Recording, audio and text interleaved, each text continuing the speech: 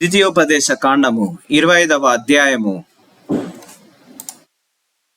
మనుషులకు వివాదము కలిగి న్యాయసభకు వచ్చినప్పుడు న్యాయాధిపతులు విమర్శించి నీతిమంతుడనియు దోషిని దోషి అని తీర్పు తీర్చవలెను. ఆ దోషి శిక్షకు పాత్రుడుగా కనబడిన ఎడల న్యాయాధిపతి వాణ్ణి పడుకొనబెట్టి వాణ్ణి నేరము కొలది దెబ్బలు లెక్కపెట్టి తన ఎదుట వాణ్ణి కొట్టింపవలెను. 40 దెబ్బలు కొట్టింపవచ్చును, అంతకు మించకూడదు. వీటికంటే విస్తారమైన దెబ్బలు కొట్టించిన ఎడల నీ సహోదరుడు నీ దృష్టికి నీచుడుగా కనబడునేమో. నూర్చేడి ఎద్దు మూతికి చిక్కము వేయకూడదు. సహోదరుల కోడి నివసించుచుండగా వారిలో ఒకడు సంతానము లేక చనిపోయిన ఎడల చనిపోయిన వాని భార్య అన్యుని పెళ్లి చేసుకొనకూడదు. ఆమె పెనిమిటి సహోదరుడు ఆమె యొద్దకు పోయి ఆమెను పెళ్లి చేసుకొని తన సహోదరునికి మారుగా ఆమె ఎడల భర్త ధర్మము జరపవలెను. చనిపోయిన సహోదరుని పేరు ఇజ్రాయేలీయులలో నుండి తుడిచి వేయబడకుండునట్లు ఆమె కను జ్యేష్ఠ కుమారుడు చనిపోయిన సహోదరునికి వారసుడుగా ఉండవలెను. అతడు తన సహోదరుని భార్యను పరిగ్రహింపనొల్లని ఎడల వాని సహోదరుని భార్య పట్టణపు గవినికిని అనగా పెద్దల యొద్దకు పోయి నా పెనిమిటి సహోదరుడు ఇజ్రాయేలీయులలో తన సహోదరునికి పేరు స్థాపింపనని చెప్పి దేవధర్మము చేయనొల్లడని తెలుపుకొనవలెను.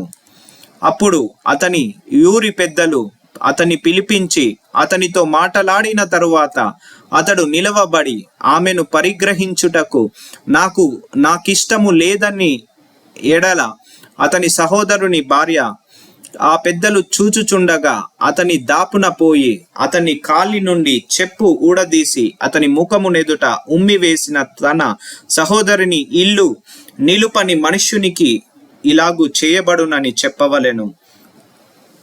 అప్పుడు ఇజ్రాయిలీలలో చెప్పు ఊడదీయబడిన దాని ఇల్లని వానికి పేరు పెట్టబడును.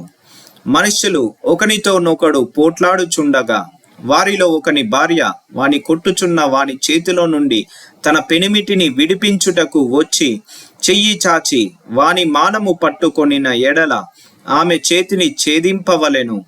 నీ కన్ను కటాక్షింపకూడదు. హెచ్చు తగులు గల వేరు తూనికే రాళ్ళు నీ సంచిలో నుంచకొనకూడదు.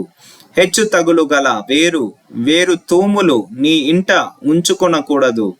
నీ దేవుడైన యెహోవా నీకిచ్చుచున్న దేశములో నీవు దీర్ఘాయుష్మంతుడవునట్లు తక్కువని కాని న్యాయమైన తూనికే రాళ్ళు నీవు ఉంచుకొనవలెను. తక్కువ దాని కాని న్యాయమైన తూము నీకు ఉండవలెను. అలాగూ చేయని ప్రతివాడును అనగా అన్యాయము చేయు ప్రతివాడును నీ దేవుడైన యెహోవాకు హేయుడు. మీరు ఐగుప్తుల నుండి వచ్చుచుండగా మార్గమున అమాలేకీయుల నీకు చేసిన దానిని జ్ఞాపకము చేసుకొనుము. అతడు దేవునికి భయపడక మార్గమున నీకెదురుగా వచ్చి నీవు ప్రయాసపడి అలిసి ఉన్నప్పుడు నీ వారిలో నీ వెనుకనున్న బలహీనులనందరినీ హతము చేసెను. కాబట్టి నీవు స్వాధీనపరుచుకొనున్నట్లు నీ దేవుడైన యెహోవా స్వాస్థముగా నీకిచ్చుచున్న దేశంలో చుట్టుపట్లనున్న నీ సమస్త శత్రువులను లేకుండా చేసి నీ దేవుడైన యెహోవా నీకు విశ్రాంతి దయచేసిన తరువాత ఆకాశము కింద నుండి అమాలేకీయుల పేరు తుడిచివేయవలెను. ఇది మరిచిపోవద్దు.